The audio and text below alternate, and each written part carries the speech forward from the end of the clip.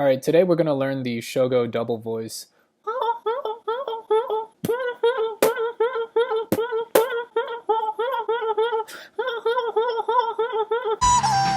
The goal today is to help you learn the sound's fundamentals and introduce some variations so you can start figuring things out on your own. I'm still learning the high polyphonic voice version, so that part especially should be taken with a grain of salt. I'll also be addressing misconceptions myself and other beatboxers have introduced in previous tutorials to clear up confusions. Lastly, before we start, I want to give a huge shout out to Jay, Getting real low. and Fox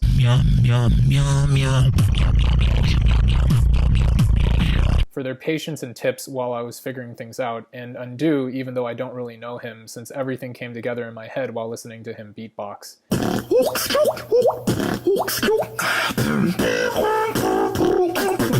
If you haven't already, you should check them out. I'll also link their stuff in the description below. With that all said, let's learn the double voice. Step 1. Say ha in falsetto.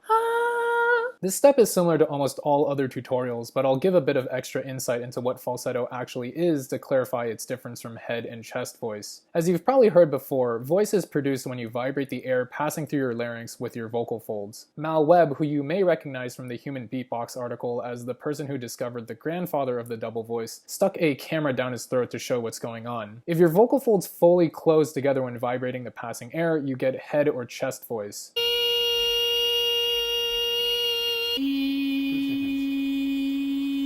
Head voice feels like it resonates in your mouth, while chest voice feels like it resonates in your throat and upper chest area. Additionally, head voice generally has a higher pitch range than chest voice. The transition between these two voices is very subtle and is not what's normally considered a voice crack.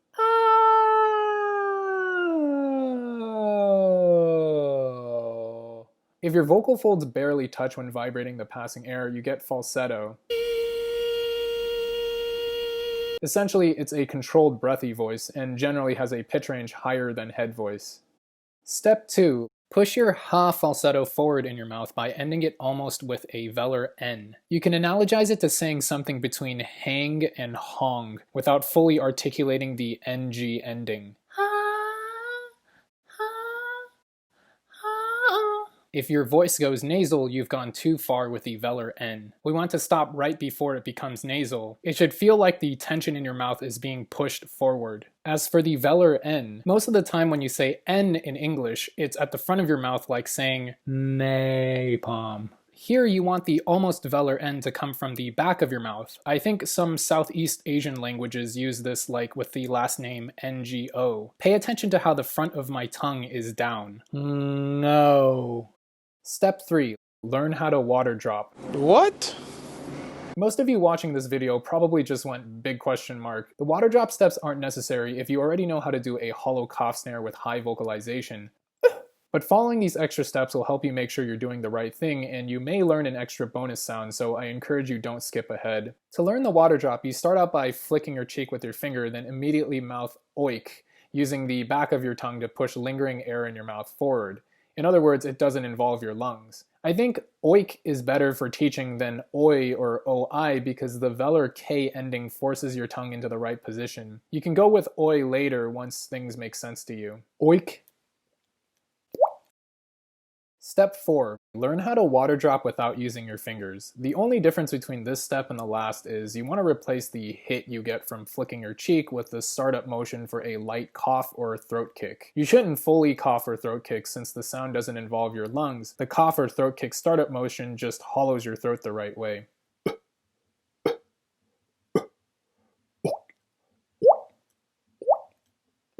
If you know how to outward hollow whistle, the water drop is essentially a non-breathing tongue-controlled hollow whistle, similar to how the bird whistle has a non-breathing version using the tongue. If you want to learn the hollow whistle, check out my previous video on how to learn every whistle. And if you've watched the follow-up video to the swallowing feeling double voice tutorial, you'll recognize a suspicious similarity between what he said in that video to what I'm saying here with regards to hollowing your throat. Step 5. Vocalize the fingerless water drop. Try to actually say oik while simultaneously doing a fingerless water drop. Make sure the voice is coming through your mouth so it sort of rings with the water drop. For comparison purposes only, the airflow is similar to the siren or synth. You don't want the airflow to be nasal like this. When you get comfortable with the sound, pay attention to the vocalization. You'll notice you can make the pitch quite high,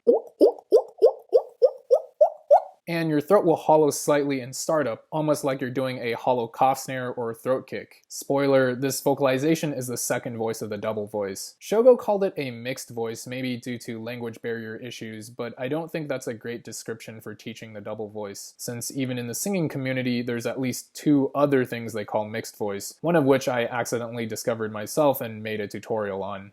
Step 6. Transition from the pushed forward ha falsetto with almost velar and ending from step 2 to the oi vocalized fingerless water drop. If you're having trouble here, you can replace the vocalized fingerless water drop with a high-pitched vocalized hollow oh cough snare. Both effectively do the same thing. They compel the second voice to be a slightly hollowed throat vocalization with a cough-like startup motion. As you practice either transition, pay close attention to this sort of backwards flicking feeling that starts right in front of your uvula on your soft palate. The diagram may be slightly incorrect since my uvula retracts when doing falsetto, but this doesn't affect anything I've said, including the area you want to pay attention to. You may not get it when you first try, so it's worth attempting the transition a bit uncontrolled to increase the chances of activating the flick. It's not quite a uvula click like So-So's, but rather a light muscular flick that moves back towards your throat in that region. It feels like your falsetto voice catches at the back of your mouth before being forced into the second voice. When the tension for maintaining the falsetto voice releases, you can feel your voice pop back into the bubble of space opened up by the hollow coughing startup motion that's right at the start of your throat. Once you get it, you'll retrospectively understand why people analogize this transition to swallowing from how your voice pops back. But I think proactively describing the transition as swallowing is too subjective for effective teaching. You might also recall several tutorials associating the transition with raising your Adam's apple. To me, this is more reactionary and thus also not that useful for teaching the sound. The Adam's apple is just a protrusion of your larynx or voice box. It rises whenever you raise your pitch, even without changing between different voices. Or when you shorten the throat's resonance chamber to brighten your voice, like when going from a neutral to siren vocal posture. For the double voice, I believe both play a role. The larynx seems to momentarily get pulled up when the falsetto voice catches due to the second reason, and as you'll see in a later step, the pitching pattern involves an upward slide. As an interesting side note, the thing we're working on is actually related to male to female transgender voice feminization. Anyways, until you can feel the flick, I don't recommend proceeding. This flick is the heart of the double voice. Step 7. Isolate the flicking feeling. Keeping everything else the same while doing the transition from the previous step, slowly take away the water drop or hollow cough snare depending on which method you tried.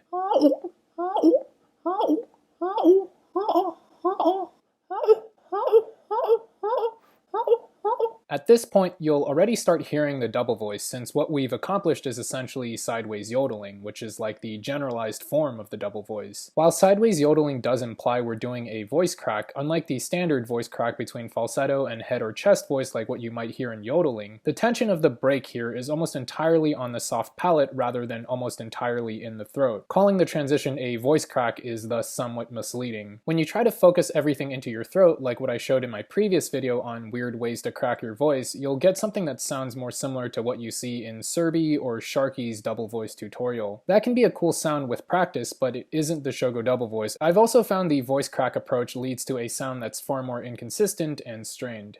Step 8. Once you've isolated the flicking feeling, we'll want to try playing with the pitches and vocalizations. The most common is where you do the flick but make the falsetto part go up in pitch while aiming the second, slightly hollowed throat voice with cough-like startup motion higher than where your falsetto ends, with both voices being done nasally. You'll likely not actually get the second voice higher, especially if you're old like me and your voice's muscle memory has solidified into a lower pitch range, but I've found trying to push the second voice higher helps achieve more commonly heard transition intervals.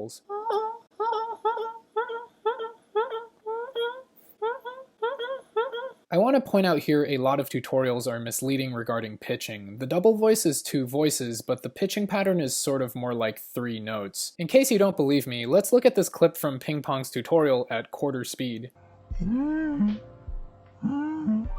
As you can see, he starts at one note, slightly slides up to a second note, then pops into the third. With that said, hopefully you've learned the basic shogo double voice.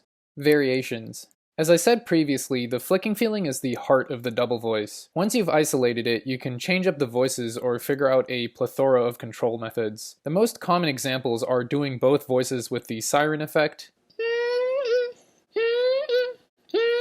doing the double voice inwards. Here we're starting with an inwards falsetto and using the same flick from the outwards version to transition into an inwards version of the second voice. The flicking feeling may actually be easier for some people to find inwards since the direction of the flick is in the same direction as airflow. You can replace either or both voices with the CTP nasal oscillation by going from the slightly hollow throat voice with cough-like startup motion to falsetto. You can reverse the direction of the flick, allowing you to chain double voices together. I'm not very good at this, but I'll try to show it in slow motion then do it faster. If you can't get the reverse flick, you can tap your throat with your hand when transitioning back to falsetto like Shogo did against xFlawz at Asia Beatbox Champs. When mastered, it seems you can chain however many you want for some type of potentially infinite voice. The only person I've seen do this is Mal Webb, so here's a clip.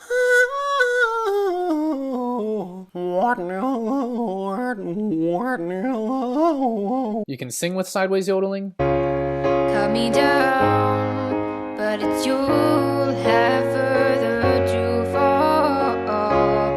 Go sound on love. Speak with a double voice, basically just say each syllable with a double voice, though it can be tough to do quickly without practice. What's the powerhouse of the sound? And do the high polyphonic voice double voice. This variation deserves special attention because it involves a separate sound that can be done inwards or outwards. Ping-pong and Antilt's tutorials push this method. Unfortunately, it's easy to get confused because there are multiple ways to do a polyphonic voice. The 2H polyphonic voice, for example, doesn't really work. Here, the bass voice is achieved by imagining you're on the toilet and squeezing H and G.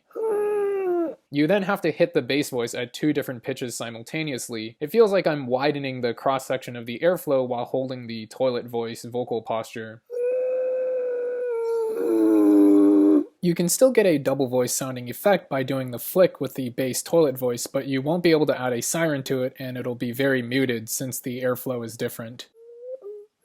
The high polyphonic voice you want seems to come from applying the right type of pressure to falsetto. To find what I believe is the right pressure, I do a siren while trying to also breathe through my nose. If your voice doesn't go very high, you'll easily hear it vanish. Once you've isolated the pressure at the back of your mouth and start of your throat, you can stop holding the siren position and slowly bring your falsetto in. I find it helps to say how with this pressure while searching for the right balance of tensions.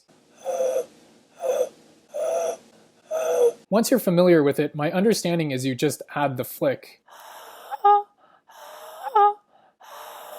I think the momentary high-pitched sort of breathy squeaking voice is what Antilt calls crack voice. You can also do the high polyphonic voice inwards with the flick and get a high inwards polyphonic voice double voice.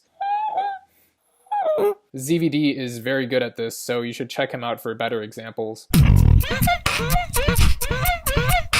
Parting thoughts. You can glean a lot about the constraints of a sound by listening to derivative techniques. In this case, while listening to Undo, I noticed he'd sometimes do a water drop double voice similar to what was shown in step 6. This reveals the second voice of the double voice has to permit a vocalized water drop, so fitting things together mentally, you can hypothesize the double voice transition is obtainable by going from falsetto to the vocalized water drop voice. Hopefully all the misunderstandings have been resolved and this tutorial helps you learn to double voice. Thanks for watching and like, comment, subscribe, etc. if you want more of whatever's spilling from my brain. See you in the next one.